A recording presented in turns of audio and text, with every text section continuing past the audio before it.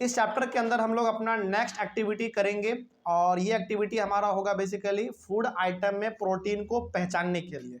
पिछले वाले क्लास में हमने इस चैप्टर को शुरुआत किया था, है ना। कंपोनेंट्स ऑफ फूड क्या होता है, बेसिकली ये कंपोनेंट्स ऑफ फूड जब भी बोले तो समझ जाइएगा, ये 5 न्यूट्रिएंट्स के बारे में बात करता है। कार्बोहाइड्रेट, प्रोटीन, फैट, विटामिन और मिनरल्स के बारे में बात करता है। इसी को हम लोग कहते हैं कंपोनेंट्स ऑफ फूड, ठीक है। और कंपोनेंट्स ऑफ फूड बोलो या फिर न्यूट्रिएंट्स बोलो, 5 ही प्रकार के होंगे। कार्बोहाइड्रेट, प्रोटीन, फैट, विटामिन और मिनरल्स होंगे, ये हम लोग जान चुके थे। उसके बाद हमने देखा था कि कार्बोहाइड्रेट्स भी 2 प्रकार के, एक स्टार्च और एक शुगर, है ना, ये हम लोग देख चुके थे। और भोजन में यानी कि फूड में कार्बोहाइड्रेट्स का पता कैसे लगाते हैं हम लोग, इसके बारे में भी एक एक्टिविटी हम लोग कर चुके थे, है ना। आज हम लोग जो एक्टिविटी करने वाले हैं उसमें हम लोग ये देखेंगे कि आखिर कैसे पता लगाएं कि फूड आइटम में प्रोटीन है कि नहीं है, ठीक है। अच्छा, एक बात बताइए, हम लोगों ने जो देखा था कि भोजन में कार्बोहाइड्रेट है कि नहीं, यानी कि जो भोजन में स्टार्च बोलो या कार्बोहाइड्रेट बोलो, बात तो सेम ही है। तो भोजन में, फूड में स्टार्च है कि नहीं है, ये कैसे पता लगेगा? जब हमारा पोटैटो स्लाइस का कलर यदि ब्लू ब्लैक हो गया तो समझ जाइएगा कि उसमें स्टार्च है, ठीक है। स्टार्च मतलब कार्बोहाइड्रेट है।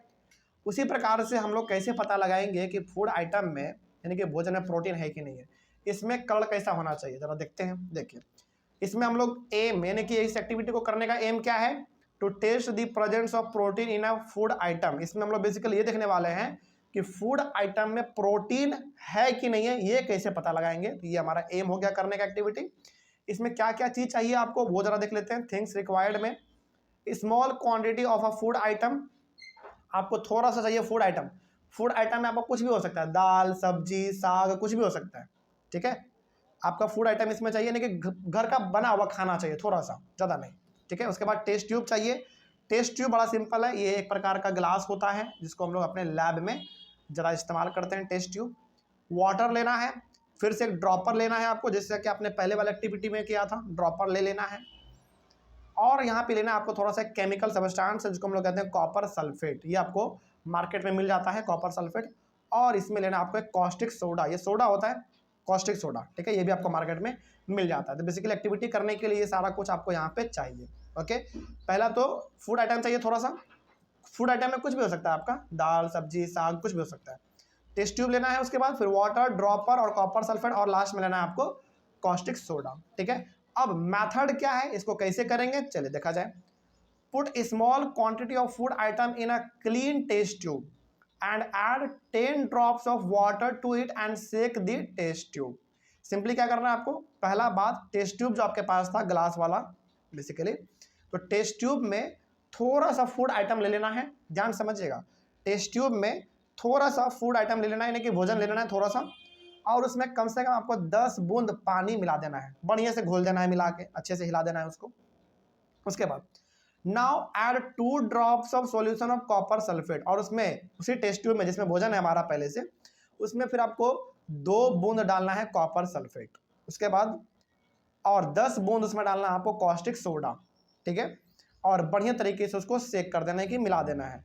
तो shake well and left the test tube stand for a few minutes, बढ़िया से वो सब चीज़ मिला के 5 मिनट 10 मिनट के लिए आप उसको आराम से छोड़ दीजिए। अब उसको ऑब्जर्व करना है बहुत अच्छी तरीके से कि आखिर उसमें होता क्या है। तो क्या मेथड आपने सीखा, सबसे पहले क्या करना है, टेस्ट ट्यूब में थोड़ा सा फूड आइटम ले लेना है। फूड आइटम लेने के बाद उसमें 10 बूंद पानी मिलाना है। 10 बूंद पानी मिलाने के बाद उसको अच्छी तरीके से मिला दीजिए, घोल दीजिए अच्छी तरीके से। उसके बाद उसमें 2 बूंद कॉपर सल्फेट मिलाना है और 10 बूंद उसमें मिलाना है आपको कॉस्टिक सोडा।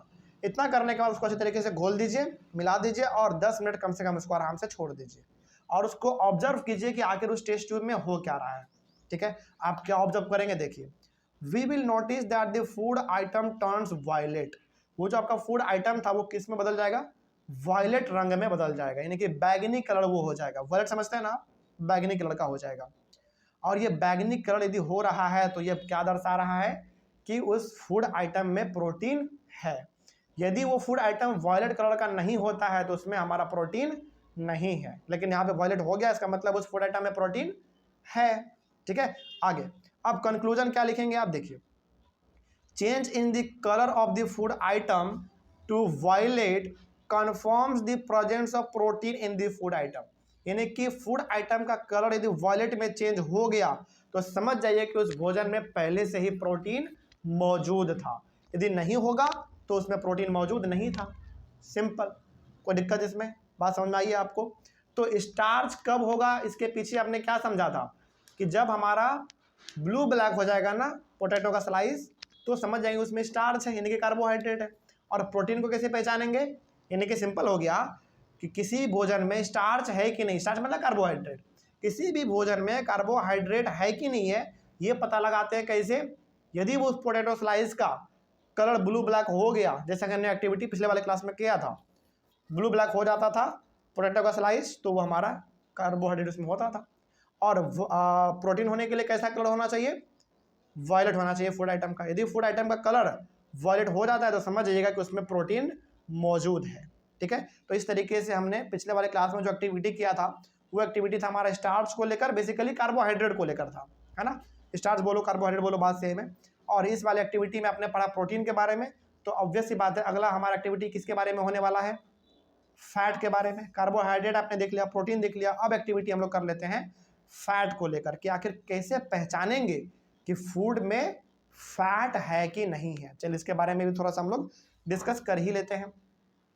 इसमें भी हम लोग 5 चीज लिखेंगे। पहला एम, दूसरा थिंग्स रिक्वायर्ड, तीसरा मेथड, चौथा ऑब्जर्वेशन और पांचवा कंक्लूजन। इतना सब कुछ भी हमको इसमें लिखना है। चलिए लिखते हैं, देखते हैं। पहला एम क्या है इस एक्टिविटी को करने का? एम यही है कि to test the presence of fat in a food item, यानी कि फूड आइटम में फैट है कि नहीं है इसका हम लोग पता लगाने के लिए ये एक्टिविटी करने वाले हैं। अब इसमें क्या क्या चीज़ आपको चाहिए जरा वो देख लीजिए। Small quantity of food item, इसमें भी फूड आइटम चाहिए आपको थोड़ा सा। आप फूड आइटम में कुछ भी ले सकते हैं, दाल, सब्जी, पनीर, कुछ भी ले सकते हैं, मतलब कुछ भी आप चलेगा।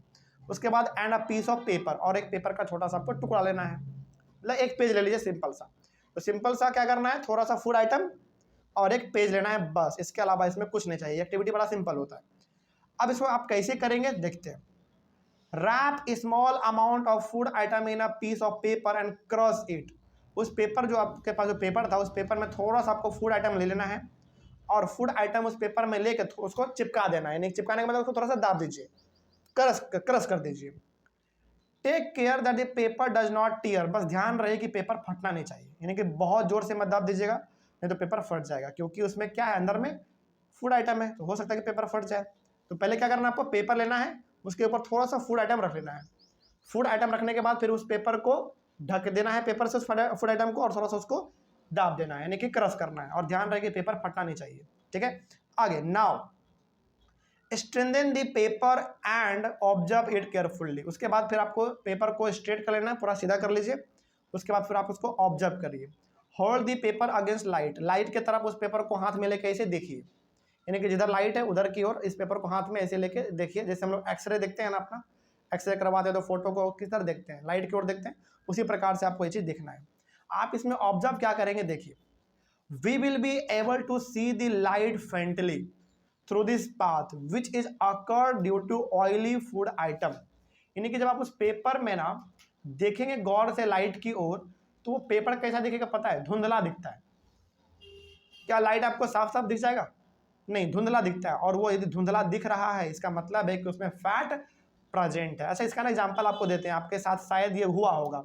कई बार हम लोग अपने बैग में लंच बॉक्स लेकर जाते हैं और उस लंच बॉक्स का जो तेल होता है, सब्जी में यदि कोई तेल है तो वो तेल हमारे नोटबुक में लग जाता है कई बार, है ना। और वो कितना फिर गंदा लगने लगता है देखने में ना, वो पूरा धुंधला लगने लगता है। दिखता है क्या उसके बाद आपको लाइट? पेपर से नहीं दिखता। तो वो यदि धुंधला लाइट दिख रहा है उस पेपर से तो समझ जाइए कि उस फूड में फैट प्रेजेंट है। कोई डाउट नहीं इसमें। चलिए अब कंक्लूजन क्या लिखेंगे आप इसमें? An oily patch on paper shows that the food item contains fat, यानी कि यदि उस पेपर में तेल लग गया है और उस तेल से वो पेपर में जो तेल लगा हुआ है उसके थ्रू आप लाइट को देखना चाह रहे हैं, बल्ब को देखना चाह रहे हैं, यदि वो धुंधला दिख रहा है तो समझ जाइए कि उस फूड आइटम में क्या प्रेजेंट था? फैट प्रेजेंट था, यानी कि ऑयल प्रेजेंट था। ऑयल का मतलब भी होता है फैट।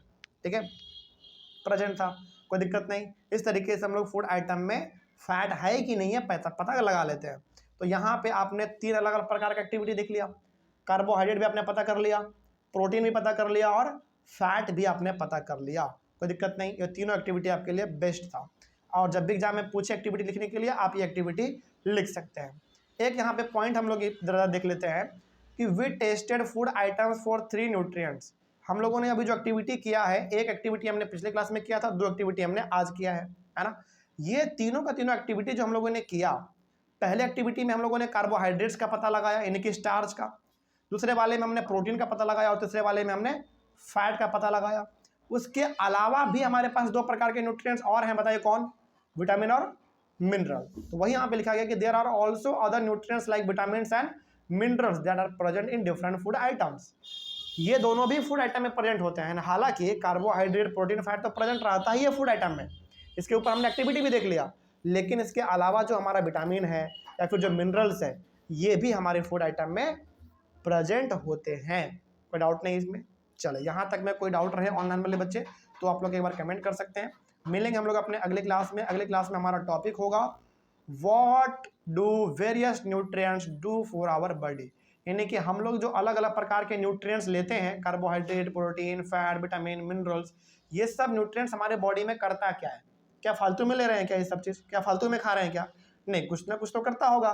कार्बोहाइड्रेट का काम अलग होगा, प्रोटीन का काम अलग होगा, फैट का काम अलग होगा, सबका अपना काम अलग अलग है। तो ये सारे के सारे न्यूट्रिएंट्स हमारे बॉडी में क्या करते हैं, इसी के बारे में हम लोग डिस्कस करेंगे अगले क्लास में, यानी कि कल। यहाँ तक तो कोई दिक्कत नहीं है? चलिए, कोई डाउट रहा होगा तो कमेंट कीजिएगा। मिलेंगे हम लोग अपने अगले क्लास में। Thank you very much and have a nice day.